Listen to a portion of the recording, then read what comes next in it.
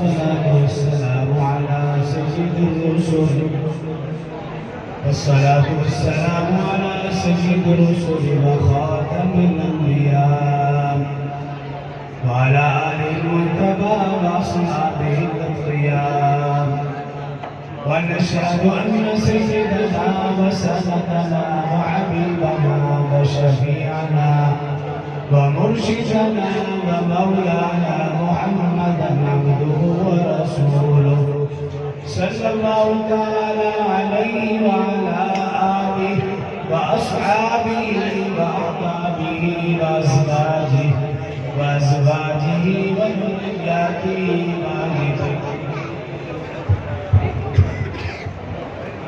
وسلم تسليما كثيرا كثيرا. أما بعد فأعوذ بالله بسم الله الرحمن الرحيم. إنا نحن نزلنا الذكر وإنا له لحافظون. قال النبي صلى الله عليه وسلم خيركم من تعلم القرآن وعلمه.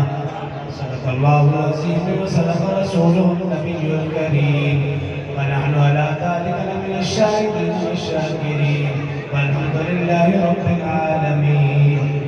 تمام احباب مرتبہ باز بلند نماز والا دروشی پڑھ لیں.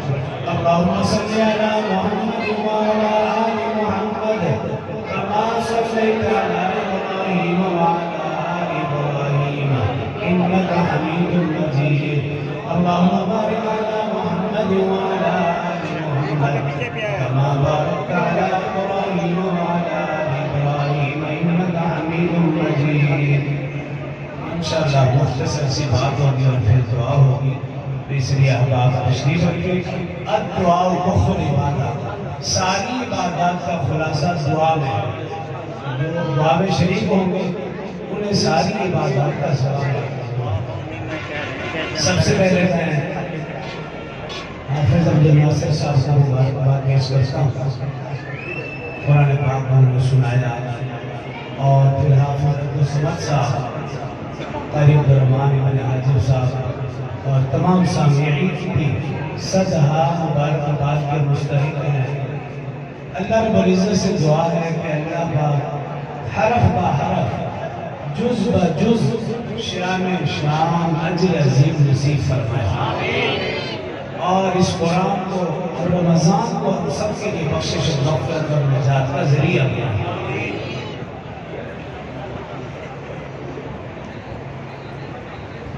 دنیا نے دین کو بھلا رکھا ہے، دنیا نے دین کو بھلا رکھا ہے، غفلت کی نیل میں سنا رکھا ہے. اس دور میں خوش نصیب ہے وہ ناصر، اس دور میں خوش نصیب ہے وہ اسلم جس نے قرآن کو کھلا رکھا ہے. سبحان اللہ بھی رکنی چاہیے. جس دور میں غازاں تھی دنیا اب ہم وہ زمانہ بھول گئے، اوروں کو جگانا یاد رہا خود ہوش میں آنا بھول گئے. منہ دیکھ لیا آئینے میں پر داغ نہ دیکھا سینے میں، جی ایسے لگایا جینے میں کہ مرنے کو مسلمان بھول گئے.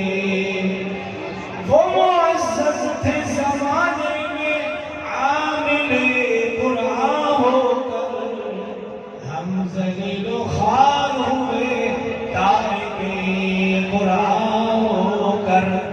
ایک ایک آیت قرآن تلاوت کرنا، جان پر کھیل کر اظہار صداقت کرنا.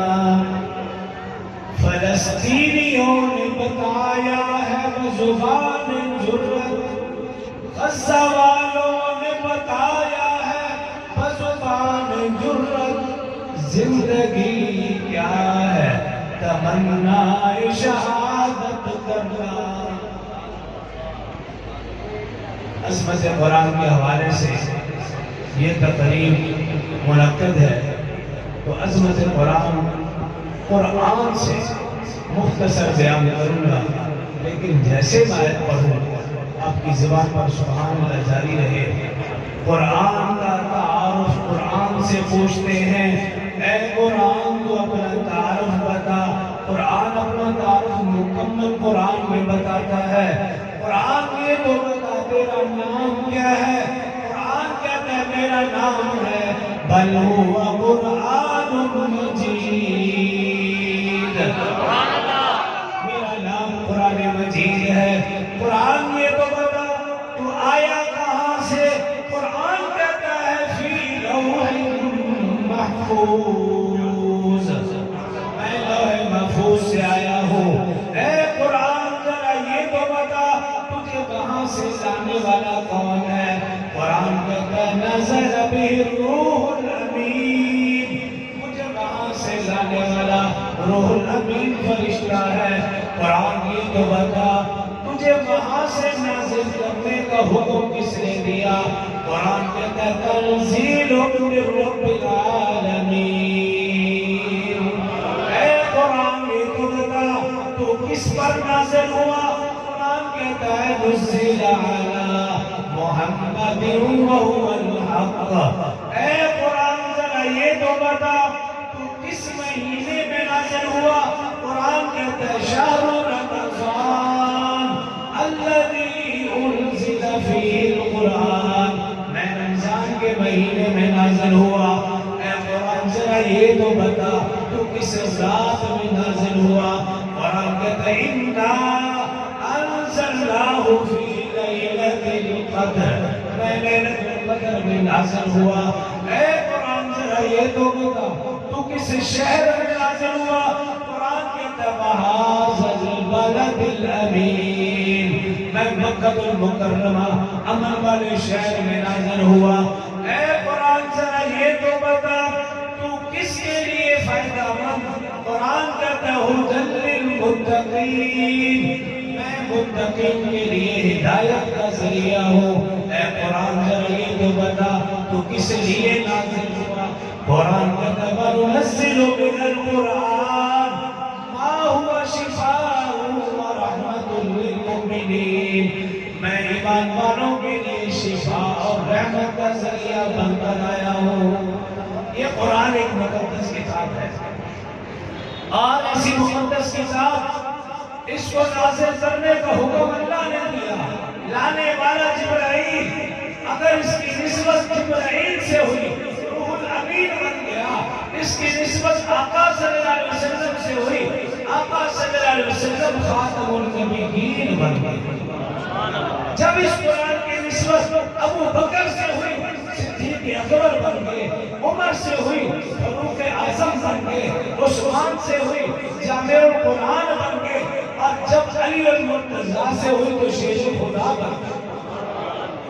اس قرآن کی نسبت ابو عبیدہ سے ہوئی تو امیر الامت بن گئے، خالد بن ولید سے ہوئی سیف اللہ بن گئے، اور جب حضرت حسین سے ہوئی تو قاری قرآن اور شہید کربلا بن گئے۔ اس قرآن کی نسبت جب حضرت امیر معاویہ بن سفیان سے ہوئی تو وہ کاتب وحی اور کاتب قرآن، جو قرآن کے ساتھ جڑتا چلا گیا اللہ نے اسے نواز دیا۔ آپ دیکھیے اس دنیا میں جو قرآن کو حفظ کرتا ہے وہ حافظ قرآن کہلاتا ہے، قرآن کے ساتھ پڑھتا ہے قاری قرآن کہلاتا ہے، جو اس کا ترجمہ پڑھتا ہے وہ عالم قرآن ہے، اور جو اس کی تفسیر پڑھے وہ مفسر قرآن ہے۔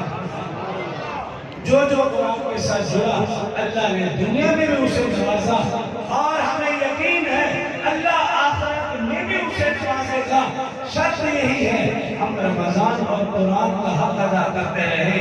حدیث مبارکہ میں ہے جس نے رمضان قرآن کا حق ادا کیا ہوگا، یہ رمضان قرآن اس بندے کے حق میں سفارش فرمائیں گے اور گواہی دیں گے، اور جس نے قرآن کو نہیں پڑھا ہوگا وقال الرسول يا رب من قوم اتخذوا هذا القرآن مهجورا. رسول اللہ صلی اللہ علیہ وسلم خود اللہ کے سامنے فرمائیں گے اے میرے رب اس میری امت نے قرآن کو چھوڑ دیا. آج ہم دیکھیے آج کے نوجوان گھنٹوں گھنٹوں ایک ٹائم پر کھڑے ہو کر موبائل چلاتا رہے گا لیکن تھوڑی دیر کے لیے قرآن کھولنے کی اسے ہمت نہیں ہوتی. قرآن کے حقوق میں سے سب سے پہلا حق ہے قرآن پاک کو پڑھنا. اور مفسرین محدثین محققین نے لکھا جس نے ایک قرآن رمضان میں ختم نہیں کیا اس نے حق ادا نہیں کیا. قرآن قیامت والے دن اس شخص کے خلاف گواہی دے گا. اللہ کے سامنے جھگڑے گا کہے گا اے باری تعالیٰ یہ شخص اس نے قرآن کو نہیں پڑھا تھا. میں اور آپ امام ابو حنیفہ کے نام لیوا ہے. امام ابو حنیفہ رحمۃ اللہ تعالی کے بارے میں آتا ہے وہ رمضان میں تراویح کے علاوہ 60 قرآن پاک پڑھا کرتے ہیں. ہم پینا نبی شیخ عبد القادر جیلانی رحمہ اللہ کے نام لیوا ہے. ان کے بارے میں آتا ہے وہ رمضان مبارک میں تراویح کے علاوہ 61 قرآن پڑھتے تھے. روزانہ 2 رکعت نفل میں 15 سپارے پڑھتے ہیں. جن کے ہم نام لیتے ہیں ان کی تو زندگی یہ تھی. اور میں اور آپ اور ہمارا ماحول معاشرہ ہمارا گھرانہ وہ کس طرح گزارا ہے. رمضان کے اندر بھی ایک قرآن ہم نہیں پڑھ سکے, ایک قرآن بھی مکمل نہیں کر سکے. ابھی بھی کچھ نہیں گیا جو 2 دن باقی ہے. اگر ہمت کر لی جائے کوشش کر لی جائے ایک قرآن کم از کم ہمارا بآسانی مکمل ہو سکتا ہے. جو کہ اللہ مجھے اور آپ کا عمل کی توفیق دے. آخری دعوانا الحمدللہ.